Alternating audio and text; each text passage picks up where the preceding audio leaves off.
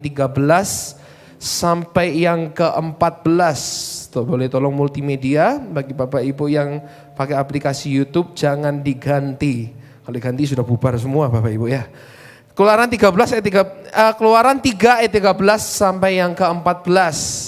Di situ dikatakan apa?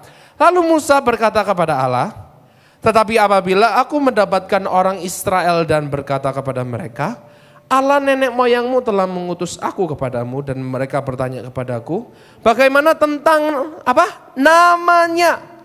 Apakah yang harus kujawab kepada mereka?" Ayat 14, firman Allah kepada Musa, dikatakan apa di situ? Aku adalah aku. Lagi firmannya, beginilah kau katakan kepada orang Israel itu, akulah aku telah mengutus aku kepadamu. Yang percaya katakan amin. Ayat 14 dikatakan apa? Musa bertanya kepada Tuhan, Tuhan, kalau orang Israel tanya siapa yang mengutus Musa mengeluarkan Israel dari Mesir? Siapa yang mengutus Musa? Tuhan berkata apa? Aku adalah aku. Dalam bahasa Inggrisnya dikatakan I am. Jadi saat ditanya, Tuhan siapakah nama Tuhan? Dan nama yang Tuhan pakai dalam perikop ini adalah I am. Aku adalah aku. Bapak Ibu, apa sih artinya I am? Apa sih artinya aku adalah aku? Dan siapakah Tuhan ini? Siapakah Tuhan yang membawa umat Israel keluar dari tanah Mesir? Who? Siapa Tuhan yang membuat 10 tulah di tanah Mesir? Dan siapakah Tuhan yang memulai Paskah yang pertama? Kita masih dalam suasana Paskah. Who is this I am? Aku adalah aku ini siapa sih? Bapak Ibu, yang memulai Paskah, yang mengeluarkan Israel keluar dari Mesir. Bukan siapa yang lain, tetapi orang itu namanya Tuhan Yesus. Yang percaya katakan amin. 7 kali dalam perjanjian baru Tuhan mengatakan I am. Boleh kembali ke slide. Dalam perjanjian baru Tuhan Yesus 7 kali berkata I am. 7 kali berkata aku adalah. Saya kasih buktinya. Tuhan Yesus pertama kali mengatakan I am. Dia mengatakan I am the bread of life. Apa? Akulah roti kehidupan. Ini adalah I am, aku adalah pertama dari Tuhan Yesus. Yang kedua, I am the light of the world. Jadi kalau kita tanya siapa I am ini, kita tahu jawabannya adalah Tuhan Yesus. Ketiga, I am the gate. Akulah pintu. Keempat, I am the good shepherd. Akulah gembala yang baik. Kelima, I am the resurrection and the life. Akulah kebangkitan dan hidup. Ayat 6. Yang keenam, I am the way, the truth, the life. Akulah jalan kebenaran dan hidup. Ayat yang ketujuh yang terakhir, Yesus mengatakan I am apa? I am the true vine. Akulah pokok anggur yang benar. 7 kali Tuhan Yesus mengatakan aku adalah. Dan kita tahu saat ini, saat Musa diutus oleh Tuhan. Dan namanya Tuhannya adalah siapa? Namanya adalah I am. Aku adalah aku. Jadi kita hari ini tahu siapa aku adalah aku. Namanya adalah Tuhan Yesus. Yang percaya berikan tepuk tangan yang paling dahsyat bagi Tuhan kita. Bapak Ibu, saya akan coba menerangkan the 7 I ams of Jesus Christ. Tapi hari ini gak mungkin semua 77 diterangkan semua. Saya cuma satu aja. Kita mulai yang pertama. Yesus berkata, akulah roti kehidupan. I am the bread of life. Bapak Ibu, kenapa sih kok Tuhan Yesus menyebut dirinya apa? Roti kehidupan. Why did Jesus say that I am the bread of life? Oke, kita baca dulu yuk sama-sama di Yohanes 6 ayat 30 sampai yang ke-35. Tolong multimedia Bapak Ibu, sekali lagi jangan ditutup aplikasinya ya. Yohanes 6 ayat 30 sampai yang ke-35. Kita baca sama-sama. Oke. 1, 2, 3. Maka kata mereka kepadanya, tanda apakah yang engkau perbuat supaya dapat kami lihat dan percaya kepadamu? Pekerjaan apakah yang engkau lakukan? Nenek moyang kami telah makan apa? Telah makan apa Bapak Ibu? Telah makan mana di padang gurun, seperti ada tertulis mereka diberinya makan roti dari surga. Ayat 32. Maka kata Yesus kepada mereka, aku berkata kepadamu, sesungguhnya bukan Musa yang memberikan kamu roti dari surga, melainkan Bapakku yang memberikan kamu roti yang benar dari surga. Karena, ayat 33, karena roti yang dari Allah ialah roti yang turun dari surga dan yang memberi hidup kepada dunia. 34, maka kata mereka kepadanya, Tuhan berikanlah kami roti itu senantiasa. 35, kata Yesus kepada mereka, apa? Akulah roti hidup, barang siapa datang kepadaku, ia tidak akan lapar lagi. Dan barang siapa percaya kepadaku, ia tidak akan haus lagi. Yang percaya katakan amin. Bapak Ibu, kenapa sih kok Tuhan menggunakan kata akulah roti kehidupan, I am the bread. Bapak Ibu, ada dua hal yang saya ingin sampaikan. Bapak Ibu, yang pertama, Tuhan Yesus saat itu menggunakan roti karena dia sedang menggunakan konteks, yaitu mana. Apa Bapak Ibu? Mana. Mana itu apa sih? Mana adalah seperti makanan malaikat yang diturunkan setiap hari, yang seperti roti untuk dimakan orang-orang Israel selama di padang gurun. Yang pertama Bapak Ibu, kenapa kok Tuhan Yesus memakai roti? Dia mengibaratkan dirinya sebagai mana yang memberikan kehidupan. Yang pertama adalah karena Yesus, dia ingin mengatakan Yesus adalah kebutuhan kita setiap hari. Dia sedang ingin mengatakan we need Jesus every day. Sama-sama katakan setiap hari. Sama-sama katakan setiap hari. Every day. Yang setuju katakan amin. Dalam konteks yang baru kita baca, mereka sedang membahas tentang roti mana. Bapak Ibu, tanpa mana orang Israel akan mati kelaparan. Bapak Ibu harus tahu bahwa mana itu orang Israel ngambil setiap hari. Jadi mana itu tidak bisa kita ambil banyak sekali lalu kita simpan buat besok. No. Mana, prinsipnya mana adalah kita butuhkan mana setiap hari. Gak boleh saat kalau kita hari ini ngambil banyak untuk besok, besok pasti sudah busuk. Sebab itu mana harus kita ambil kapan? Setiap hari. Bapak Ibu, saya mau katakan di sini, jangan jadikan Yesus sebagai kewajiban, tetapi jadikan Yesus sebagai kebutuhan. Yang percaya katakan amin. Gini Bapak Ibu, kenapa kok Yesus jangan jadikan kewajiban? Kenapa kok Yesus kita jadikan kebutuhan? Karena kalau kita menjadikan Yesus sebagai kewajiban, lama-lama itu akan menjadi beban buat kita. Kalau kita menjadikan Yesus apa? Kewajiban, maka lama-lama Yesus akan menjadi beban. Kalau kita menjadikan pelayanan kita sebagai kewajiban kita, lama-lama pelayanan ini akan menjadi sebuah apa? Sebuah beban bagi kita.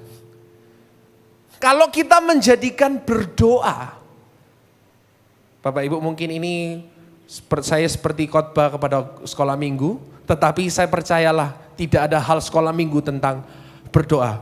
Berdoa adalah untuk semua kalangan umur. Yang percaya katakan amin.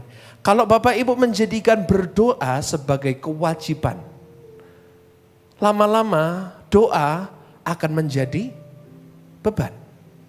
Kalau kita menjadikan baca Alkitab sebagai kewajiban kita, lama-lama membaca Alkitab akan menjadi sebuah beban bagi kita. Aduh Rek, sudah jam 7 saatnya aku baca Alkitab. Aduh sudah jam 9 saatnya aku harus berdoa lagi. Kita dari kecil kita sudah terbiasa mungkin menjadikan doa dan Alkitab sebagai kewajiban. Tapi hari ini Bapak Ibu, ayo kita ubah cara pikir kita. Kita jadikan Yesus sebagai kebutuhan. Bapak Ibu saya mau tanya, Bapak Ibu kalau makan itu sebuah kewajiban atau sebuah kebutuhan? Apakah Bapak Ibu bisa, aku wajib makan? Itu sesuatu hal yang sangat lucu Bapak Ibu. Kalau Bapak Ibu ngomong sama orang, aku wajib makan loh. Itu sesuatu yang sangat lucu menurut saya. Tetapi makanan adalah kebutuhan. Kalau kita sakit, obat itu wajib atau obat itu kebutuhan? Obat adalah saya minggu lalu habis sakit tifus. Minggu ini baru aja saya sembuh. Di situ saya merasa badan saya ini sakit sekali Bapak Ibu. Dan kalau dulu obat merupakan kewajiban saya untuk saya pelajari karena saya seorang dokter. Saya mati-matian sampai saya gundul belajar obat. Karena obat dulu menjadi suatu kewajiban bagi saya. Karena saya sakit, obat merupakan kebutuhan saya. Mari ini kita ubah. Yesus bukan lagi kewajiban saya, tetapi Yesus adalah kebutuhan saya. Aku tidak wajib untuk pelayanan, aku nggak wajib untuk berdoa, aku tidak wajib untuk saya membaca Alkitab, tetapi pembacaan Alkitab saya, pelayanan saya, kedatangan saya ke gereja adalah karena aku butuh Tuhan di dalam hidupku. Yang percaya katakan amin. Hashtag boleh komentar di bawah, aku butuh Tuhan. Bukan Tuhan yang butuh saya, yang setuju katakan amin.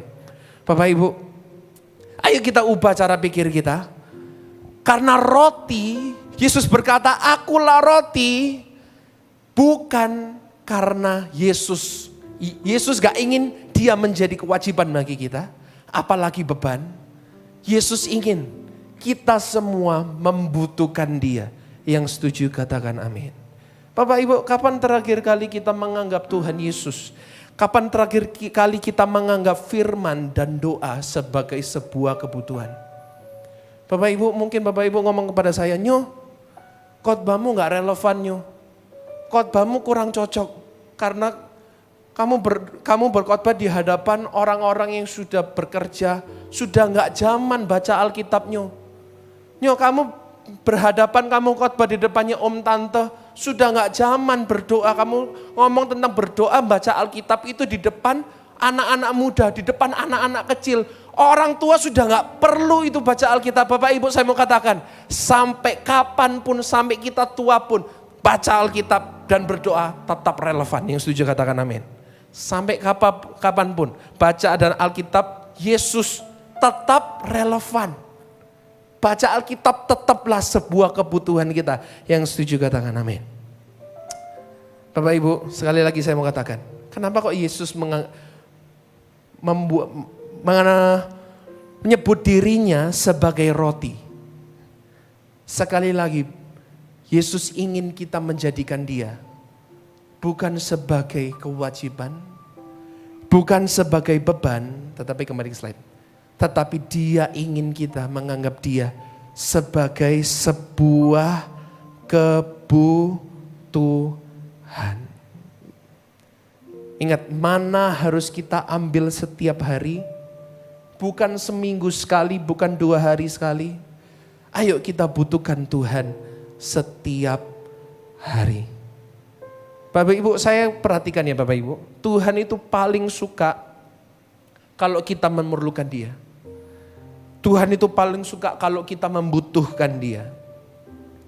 Kalau kita hari ini merendahkan diri di hadapan Tuhan, kita memerlukan Tuhan lebih dari segalanya. Saya percaya Bapak Ibu, hidup kita pasti diberkati, hidup kita pasti meningkat di dalam Tuhan. Amin Bapak Ibu.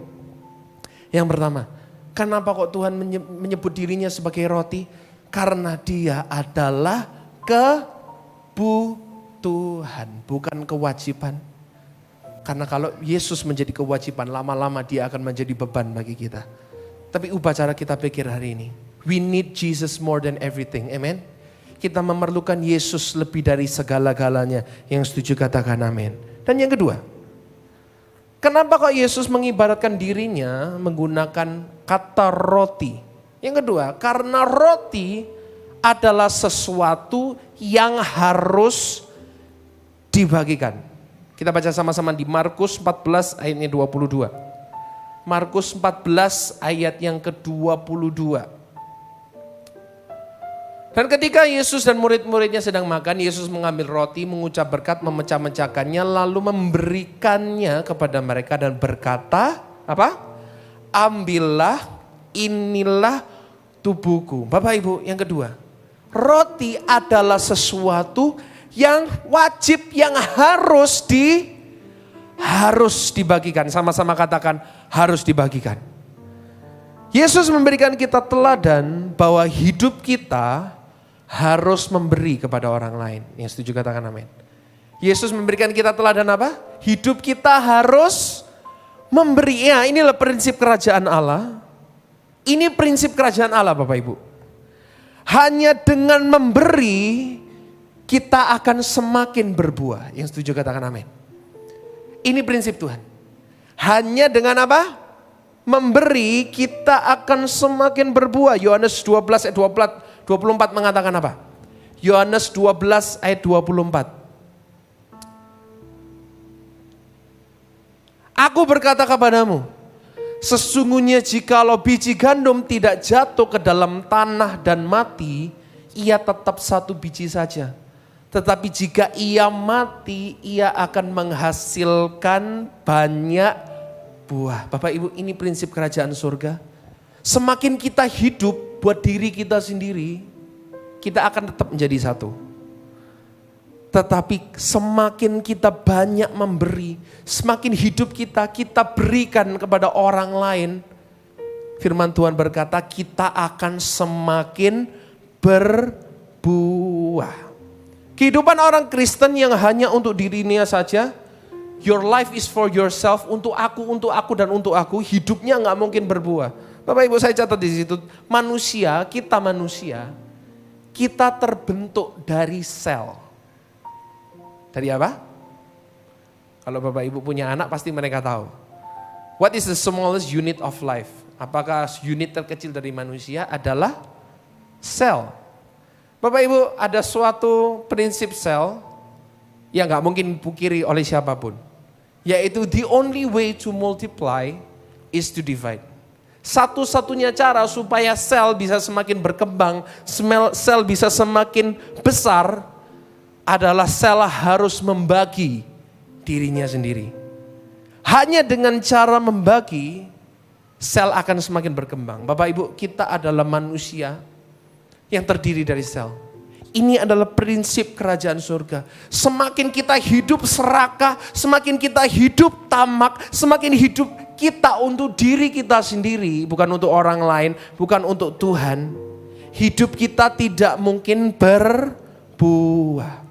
Saya ingat Albert Einstein pernah berkata, a life lived for others is a life well lived. Kehidupan yang dihidupkan untuk orang lain adalah kehidupan yang baik. Ayo hari ini sama-sama Bapak Ibu. Prinsip yang kedua yang Tuhan ajarkan kepada kita. Kenapa kok Tuhan menggunakan kata roti? Karena roti adalah sesuatu yang harus apa? Harus dibagikan. Halo Bapak Ibu. Apakah selama ini kita hidup untuk cita-cita kita pribadi? Pak, apakah selama ini Pak, kita hidup untuk memenuhi cita-cita pribadi dengan cara bapak-bapak menginjak-injak keluargamu? Bu, apakah selama ini ibu-ibu hanya hidup untuk kepentingan, kepuasan dagingmu? Yang penting aku bisa menjadi orang kaya, yang penting aku bisa mendapatkan apa yang aku inginkan. Apakah selama ini kita hidup bagi diri kita sendiri? Kalau hari ini kita sadar, aku sudah terlalu lama hidup bagi diriku sendiri, hidup buat egoku, hidup untuk ketamakanku.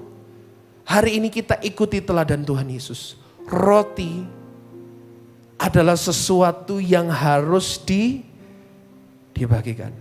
Saya mau katakan hidup orang Kristen gak boleh serakah. Hidup orang Kristen gak boleh tamak.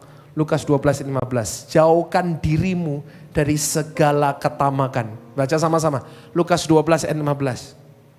Lukas 12:15. Tolong Mik. Lukas 12 ayat 15. Nah, katanya lagi kepada mereka, dikatakan apa? Berjaga-jagalah dan waspadalah terhadap segala ketamakan, sebab walaupun seorang berlimpah-limpah hartanya, hidupnya tidaklah tergantung daripada kekayaan itu. Bapak Ibu, banyak pepecahan, banyak perkelahian terjadi akibat dari sebuah keserakahan. Contoh, paling sering.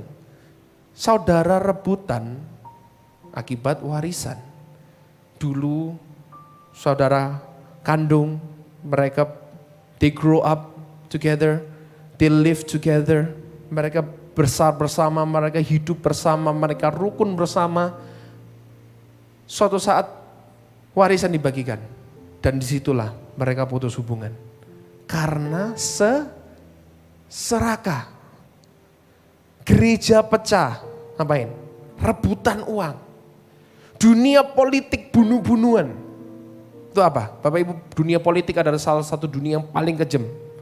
Kenapa kok mereka bunuh-bunuhan? Merebut apa? Kedudukan. Banyak orang, terlalu banyak orang hidup untuk dirinya sendiri, hidup untuk kepentingannya pribadi, hidup untuk ambisinya, hidup untuk egonya. Hidup untuk kepentingan diri sendiri. Tetapi hari ini Bapak Ibu yang sudah mendengarkan ini, mungkin Bapak Ibu mendengarkan khotbah dari saya dari pagi, loh kok nggak ada sama sekali tentang janji berkat ya? Kenapa kok hari ini tentang, Andrew kok khotbah selalu tentang hal-hal menegur saya? Bapak Ibu, inilah firman Tuhan. Mungkin khotbah seperti ini nggak populer Bapak Ibu, saya tahu. Ayo, tapi sama-sama Bapak Ibu yang mendengarkan live ini, Bapak Ibu, ayo. Kalau kita selama ini hidup bagi kepentingan pribadi, hari ini kita hidup untuk kepuasan pribadi, hidup untuk ambisi kita masing-masing. Yuk, hati-hati terhadap segala ketamakan. Kenapa? Kok Yesus memakai aku adalah roti? Karena Dia ingin memberikan kita teladan. Hidup bukan untuk diri sendiri. Hidup untuk membagi. Penutup. Kita buka sama-sama di Lukas 24 ayat 13 sampai 16. Saya akan tutup dengan ini. Saat itu ada dua murid, mereka berjalan, mereka menuju ke Emmaus. Setelah Tuhan Yesus bangkit dan Tuhan Yesus menghampiri mereka saat berjalan ke Emmaus. Tapi dua murid ini nggak tahu kalau Tuhan Yesus bersama mereka dalam perjalanan itu. Dan kita lihat sama-sama, kita simak sama-sama. Dengan apa dua murid ini akhirnya mengenali Tuhan Yesus. Ayat 13 sampai 16 dulu.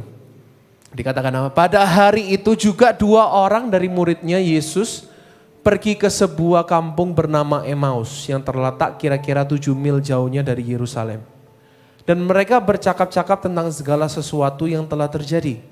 Ketika mereka sedang bercakap-cakap dan bertukar pikiran, datanglah Yesus sendiri mendekati mereka, lalu berjalan bersama-sama dengan mereka. Tetapi dikatakan apa? Ada sesuatu yang menghalangi mata mereka, sehingga mereka tidak dapat mengenal Dia. Mereka yang sudah 3,5 tahun bersama Yesus selama pelayanan Tuhan Yesus, mereka mengikut Yesus kemanapun Yesus pergi. Tetapi aneh, pada hari itu dua orang murid ini mereka tidak mengenali kalau itu adalah Tuhan Yesus. Padahal mereka sudah 3,5 tahun bersama. Mereka tidak mengenali itu guru mereka. Aneh bukan? Tapi kita lihat sama-sama peristiwa apa yang akhirnya membuat kedua mata murid ini tercelik. Dan akhirnya mereka mengenal bahwa itu adalah Yesus. Kita baca sama-sama di ayat yang ke-30 sampai yang ke-31. Baca sama-sama. Ayat 30 sampai 31. Dikatakan apa? Waktu ia duduk makan dengan mereka, ia apa ngapain? Yesus ngapain? Yesus mengambil roti, mengucap berkat, lalu apa? Diapain rotinya itu? Lalu dipecah-pecahkan dan diberikan kepada mereka. Klik. Ketika itu dan saat itu juga ngapain? Terbukalah mata mereka dan mereka pun mengenal dia, tetapi ia lenyap dari tengah-tengah mereka. Dengan peristiwa apa Tuhan Yesus menyatakan dirinya? Bukan peristiwa Tuhan Yesus menyembuhkan orang sakit lagi, bukan dengan peristiwa Tuhan Yesus membangkitkan orang mati lagi, bukan dengan peristiwa Tuhan Yesus memberikan makan kepada 5.000 orang lagi, tetapi dengan cara apa Tuhan Yesus menyatakan dirinya? Dengan dia memecah-mecahkan roti dan memberikannya kepada mereka. Roti itu apa? Roti melambangkan Tuhan Yesus. Dia sendiri berkata, akulah roti. Dengan apa? Murid-murid tahu. Apa ciri khasnya Tuhan Yesus? Ciri khasnya Tuhan Yesus bukan saat dia melakukan mujizat. Memang Yesus melakukan mujizat. Ciri khas Yesus, tapi ciri khas Yesus bukan itu. Ciri khas Yesus bukan saat dia membangkitkan orang mati. No, ciri khas Yesus satu. Saat dia mau membagikan hidupnya untuk orang lain. Bapak Ibu, saat itulah mata mereka tercelik. Ini guru. Karena aku tahu, guruku adalah guru. The most selfless man in the world. Orang yang sangat selfless, yang suka membagikan hidupnya. Bapak Ibu dunia melihat Yesus ada dalam diri kita? Mau? Bapak Ibu mau lihat Yesus hidup dalam setiap diri kita? Mau? Dengan cara apa? Dengan kita hidup tidak tamak, tidak serakah. Kita tidak hidup untuk diri kita sendiri. Tetapi kalau kita hidup, berarti hidupku aku bagikan kepada orang lain. I don't live for my own dreams. I don't live for my own ambitions. Aku tidak hidup buat ketamakanku. Aku tidak hidup buat ambisiku. Tapi kalau aku hidup untuk memberi. Kalau aku hidup untuk Tuhan. Yang setuju katakan amin. Amin Bapak Ibu. Jadi hari ini kita belajar tentang Tuhan Yesus. Yesus berkata 7 kali, I am, aku adalah, aku adalah. Hari ini kita belajar tentang Yesus mengatakan, akulah roti kehidupan. Kenapa Yesus mengatakan dirinya adalah roti kehidupan? Yang pertama karena Yesus adalah kebutuhan kita. Kembali ke slide Mac, tolong. Kenapa yang pertama? Karena Yesus adalah kebutuhan kita setiap hari.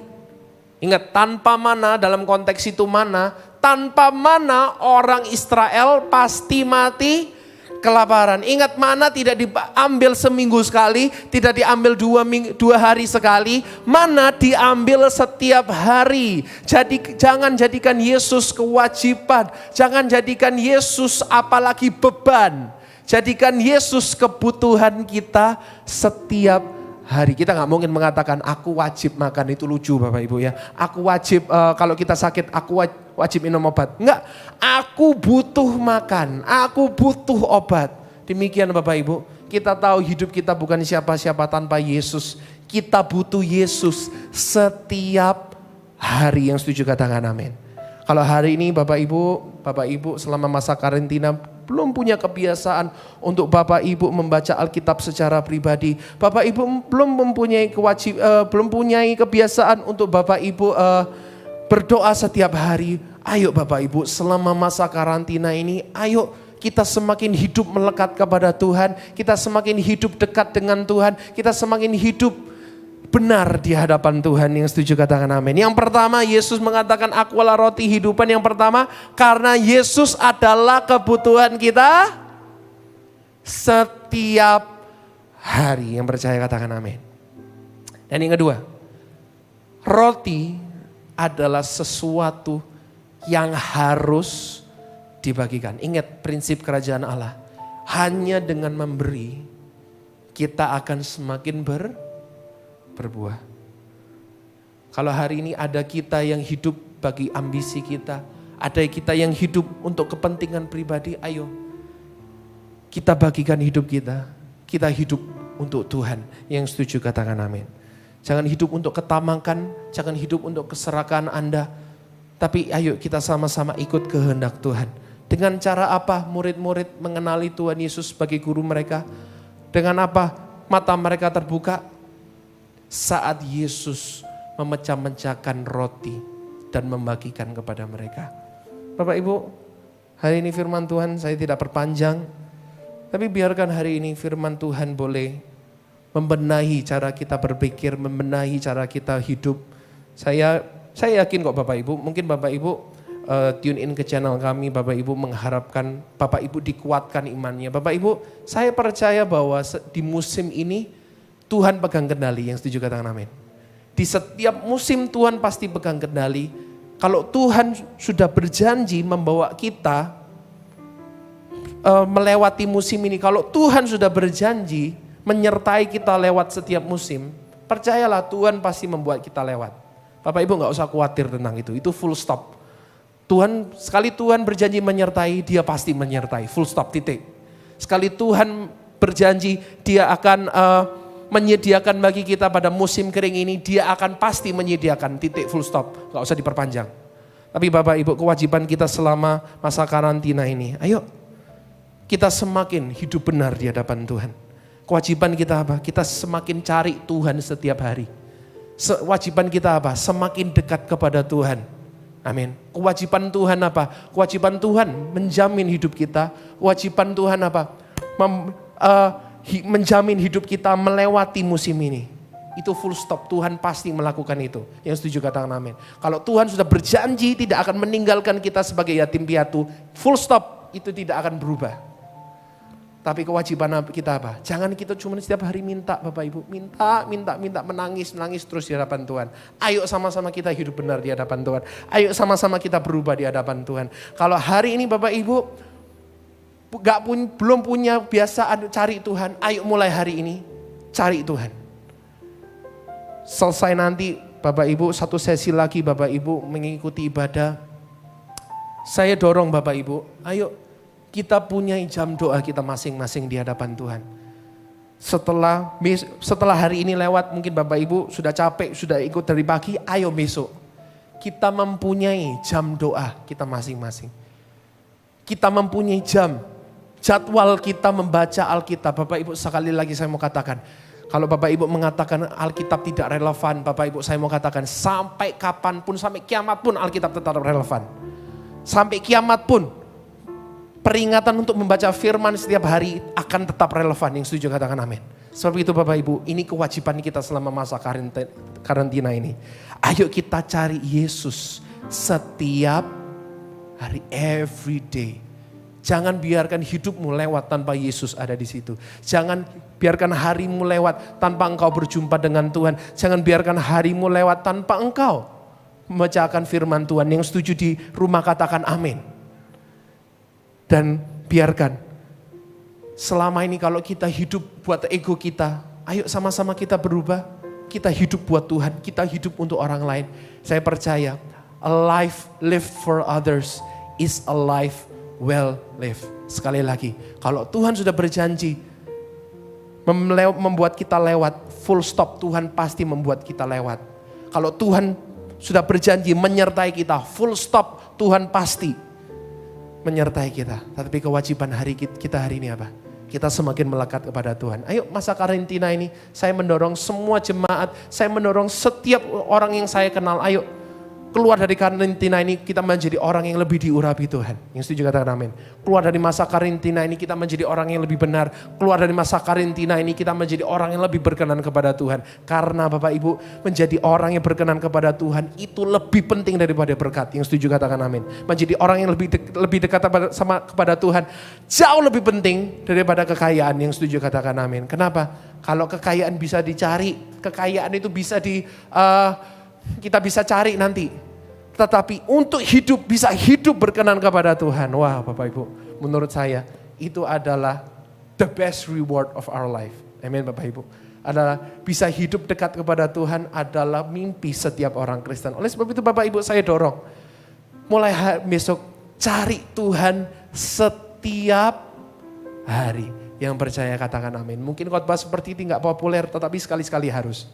Amin Bapak Ibu. Mulai hari ini ambil komitmen. Tuhan, aku mau menjadikan Yesus sebagai kebutuhanku setiap hari. Yang percaya katakan amin. Berikan tepuk tangan yang paling dahsyat bagi Tuhan kita. Kita berdoa sama-sama. Terima kasih Tuhan buat kebaikan Tuhan. Kami mau Tuhan, hidup kami semakin benar di hadapan Tuhan. Hidup kami boleh menyenangkan hati Tuhan. Hidup kami tidak mau lagi Tuhan hanya untuk kepentingan pribadi, untuk ketamakan kami. Kami hanya mencari berkat Tuhan. Tapi kami mau Tuhan, mulai hari ini Tuhan menjadikan Yesus kebutuhan kami. Yesus kebutuhan lebih dari segala-galanya dalam hidup kami. Amen. Kami mau dalam masa karantina ini hidup kami lebih benar, hidup kami lebih berkenan Tuhan. Sebab itu lebih penting dari semua berkat yang ada Tuhan. Terima kasih Tuhan. Terima kasih, ajari kami seperti Engkau Tuhan. Tidak hidup bagi diri kami sendiri, tetapi menjadi orang yang selfless. Menjadi orang Tuhan yang lebih mementingkan orang lain terlebih dahulu. Apalagi Tuhan, mementingkan kerajaan-Mu terlebih dahulu Tuhan. Terima kasih Tuhan buat firman-Mu. Berikan firman-Mu hari ini boleh menguatkan kami, boleh jadi rema bagi hidup kami Tuhan. Terima kasih Tuhan. Hamba-Mu sudah selesai menyampaikan isi hati-Mu, tapi hamba-Mu percaya Roh Kudus tidak pernah selesai untuk berbicara. Di dalam nama Tuhan Yesus, Bapak Ibu yang percaya Tuhan baik, mari kita bersama-sama katakan amin. Berikan tepuk tangan bagi Tuhan kita. Silakan duduk kembali Bapak Ibu Saudara. Saya percaya Bapak Ibu sudah diberkati dengan kebenaran firman Tuhan.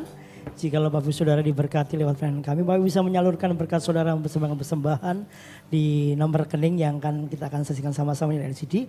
Kita akan berikan persembahan yang terbaik untuk pekerjaan Tuhan Saudara.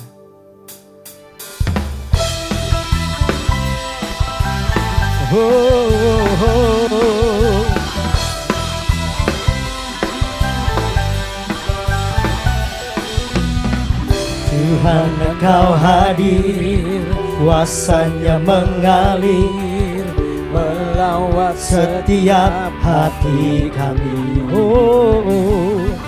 Roh-Mu membebaskan, Roh-Mu membangkitkan, kebesaran-Mu dinyatakan. Diselamatkan untuk menyembah, datanglah kerajaan-Mu di dunia. Amin. Di hadapan tatamu seluruh jiwa menyatu, nyanyikan pujian senada dengan surga. Kami datang bersatu, sembah puji nama-Mu, semesta bersuka bersama dengan surga. Hey! Yes. Yeah, yeah, yeah, yeah. Amin.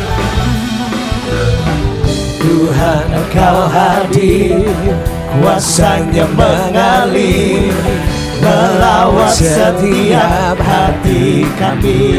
Roh-Mu membebaskan, Roh-Mu membangkitkan, kebesaran-Mu dinyatakan. Diselamatkan untuk menyembah, datanglah kerajaan-Mu di dunia. Di hadapan tatamu seluruh jiwa menyatu, nyanyikan pujian senada dengan surga.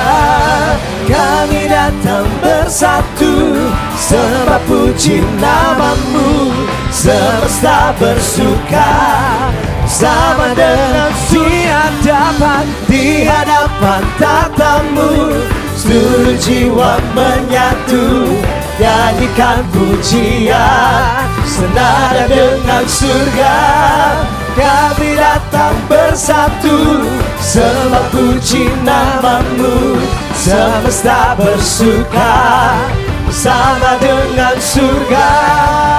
Terima kasih buat siap persembahan saudara, biar Tuhan yang membalas berlipat kali ganda. Saya mau ingatkan kepada saudara bahwa kita masih ada satu kali ibadah lagi, yaitu jam 6 malam. Dan nanti setelah ini jam 6 akan saya layani sendiri. Dan saya akan membawakan satu khotbah saya yang paling baru, yaitu The New Normal. Jadi kalau saudara tidak ada acara, kalau saudara nggak pergi makan, dan tentunya jangan pergi makan ya, karena ini sudah masa-masa kita di rumah aja. Karena itu kalau saudara bisa, ayo ikutan satu kali ibadah lagi jam 6 dan saya yakin saudara semuanya pasti diberkati oleh Tuhan. Dan saudara jangan lupa bagi saudara yang punya anak-anak, ajak mereka untuk nonton ibadah Sunday School yang ada di YouTube channel kita. Jadi saudara habis ganti video ini, saudara jangan langsung ke tutorial make up lagi saudara. Itu nanti malam aja bisa, saudara bisa nonton ibadah anak bersama-sama dengan anak saudara. Dan saya percaya saudara juga akan diberkati oleh Tuhan. Pengumuman satu lagi yaitu minggu depan kita tidak bisa 5 kali ibadah. Karena kalau saudara tahu bahwa Surabaya akan memasuki masa PSBB. Tetapi minggu depan kita hanya 1 kali ibadah secara live. Dan dengan orang yang minimal kita hanya 5 orang yang akan berada di sini. Dan kami akan tetap melayani saudara. Dan ibadah hanya 1 kali yaitu jam 10. Dan ada perjamuan suci. Jadi saya mengajak setiap saudara siapkan roti dan anggur di rumah. Untuk kita bisa bersama-sama merayakan dan memperingati tubuh dan darah Yesus. Karena itu mari bersama-sama saudara yang di rumah. Saya ajak saudara sekarang untuk bangkit berdiri. Saudara yang di kasur, ayo bangkit berdiri sebentar ya. Ya, gerakan badan dikit, jangan terus tiduran seharian ya. Saudara yang lagi di sofa, ayo bangkit berdiri. Saudara yang lagi duduk bersama dengan keluarga, kita bangkit berdiri. Seperti saudara ada di gereja, seperti saudara beribadah. Mari bersama-sama kita pujikan di hadapan tatamu. Di hadapan tatamu, semua seluruh jiwa menyatu. Nyanyikan pujian setara dengan surga. Kami datang bersatu, sembah puji namamu. Semesta bersuka bersama dengan surga. Di hadapan tatamu seluruh jiwa semua nyanyikan pujian senada dengan surga. Kami datang bersatu, sembah puji namamu. Semesta bersuka sama dengan surga. Berikan tepuk tangan yang paling dahsyat buat Tuhan. Mari sama-sama kita mau tutup ibadah ini dengan doa. Bapa kami di surga, kami mengucap syukur untuk kasih-Mu. Kami mengucap syukur Engkau sudah pimpin ibadah ini dari awal sampai akhirnya. Semua persembahan yang sudah dipersembahkan, yang akan dipersembahkan melalui transfer, biarlah Tuhan yang membalas berlipat-lipat kali ganda. Kami bersyukur kami punya Tuhan yang baik. Kami bersyukur kami punya Tuhan yang sangat mengasihi kami. Ajar kami Tuhan untuk menghidupi hidup ini dengan selalu menyenangkan hati-Mu, mencari wajah-Mu di atas segalanya, mencari pribadi-Mu di atas segala berkat-berkat yang kami dapat terima dari Engkau. Karena kami tahu kalau kami dapat hidup itu sudah berkat yang terlalu besar buat kami. Terima kasih Tuhan, hari ini kami bersama-sama berdoa buat bangsa kami Indonesia. Berkati Indonesia Tuhan, kami percaya Indonesia akan semakin maju, Indonesia akan semakin dahsyat dan semakin luar biasa.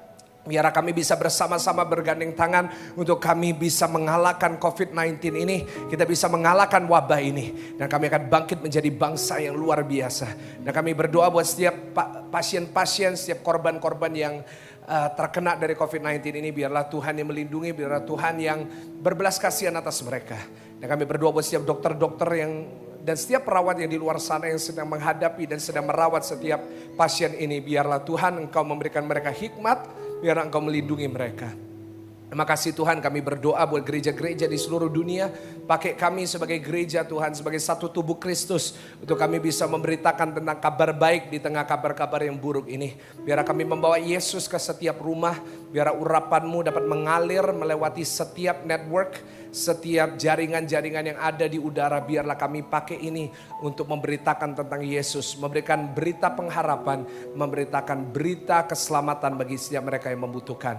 Dan hamba-Mu berdoa buat setiap jemaat yang berulang tahun maupun ulang tahun pernikahan. Biarlah Tuhan memberkati dengan panjang umur dan kesehatan. Dan kami juga berdoa buat ibu-ibu yang hamil. Biarlah Tuhan Engkau yang melindungi dan mencukupkan apapun yang mereka butuhkan. Dan jauhkan dari segala macam virus di luar sana. Mari saudaraku yang terkasih. Mari terimalah berkat, rahmat, anugerah, damai sejahtera, kasih sayang. Dari Allah Bapa, Allah Putra, Allah Roh Kudus. Yang akan memberkati saudara di dalam usaha, pekerjaan, studi, sekolah, bisnis, perjodohan saudara. Dan apapun yang saudara lakukan mulai hari ini sampai selama-lamanya. Di dalam nama Tuhan Yesus, mari jemaat Tuhan yang sudah diberkati sama-sama katakan amin. Bapa, terima kasih. Mari jemaat Tuhan kita mengucap syukur. Amin. Bapa, terima kasih. Oh, Bapa di dalam surga, syukur, terima kasih. Yang percaya katakan amin.